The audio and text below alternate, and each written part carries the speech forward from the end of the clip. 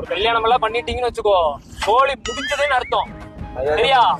8 மணிக்கு மேல ஆச்சுன்னா எப்ப வருவீங்க மட்டும்தான். எப்படி எப்ப வருவீங்க?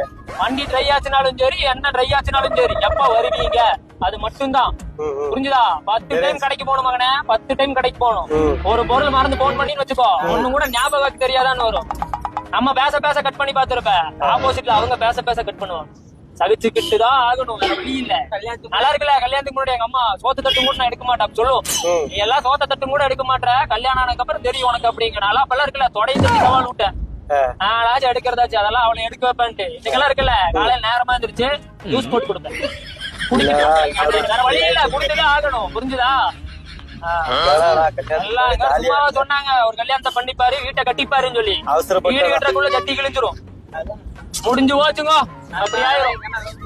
அவசரப்பட்டு கல்யாணம் பண்ணிட்டா, அவசரப்பட்டு பண்ணிட்டேன். இப்பதான் தெரியுது பாத்தியா, பக்கத்திலே வச்சு உட்கார்ந்துட்டு இருக்க. பக்கத்துல உட்கார வச்சு பேசுறதுக்கு ஒரு தில்லு வேணும் தம்பி, தெரியுமா? வீட்டுக்கு போய் அடி வாங்கிக்கலாம், பிரச்சனை கிடையாது. எல்லாரும் முன்னாடி அடிக்க மாட்டாள, அது வரைக்கும் சந்தோஷம் தான்.